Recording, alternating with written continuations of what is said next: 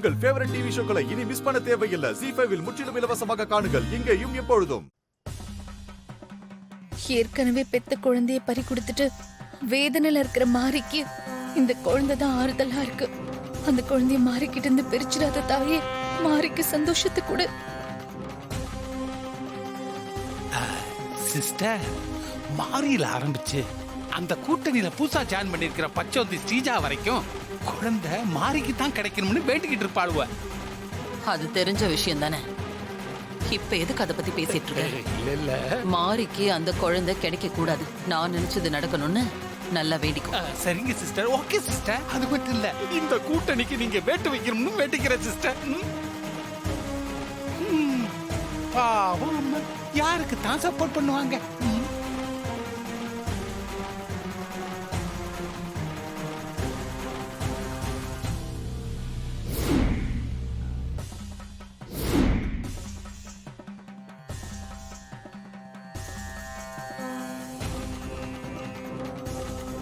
குழந்தைய குடுமா.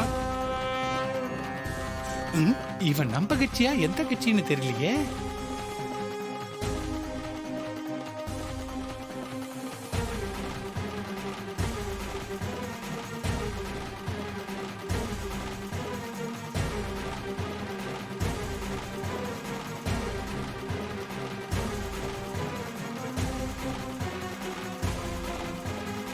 அம்மா தாயே, இது உன்னோட குழந்தை.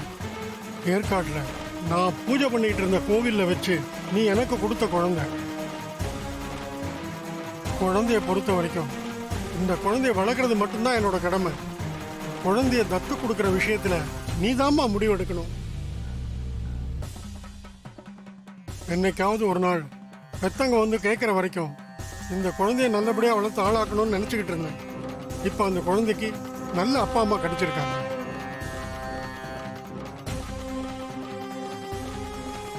அதனால குழந்தைய பெத்தவங்க வந்து கேட்குற வரைக்கும் குழந்தை இவங்க கிட்ட வளர்றதுல எனக்கு எந்த ஆட்சேபனையும் இல்லை. இதுக்கு மேலே முடிவு எடுக்க வேண்டியது நீதாம்மா. உன் முடிவு எதுவாக இருந்தாலும் நான் மனப்பூர்வமாக ஏற்றுக்கிறேம்மா.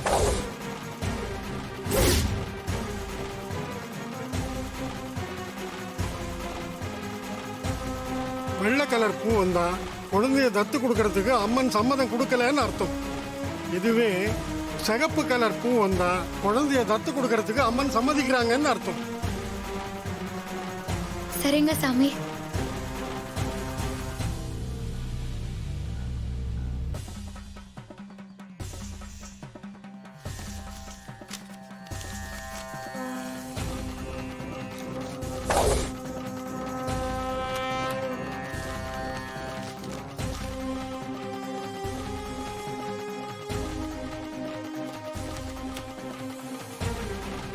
அப்பனா குழந்தைங்க வேணுமே, இதை எடுத்து கொடுக்க. குழந்தைங்க யாராவது இருக்காங்களா? இருந்தா வர சொல்லுங்களேன்.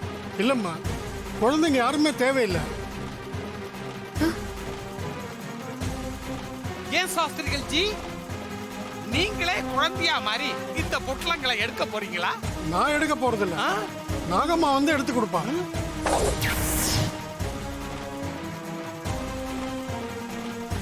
ஜீ5 ஆப்பை டவுன்லோட் செய்து அனைத்து எபிசோடுகளையும் இலவசமாக பாருங்க.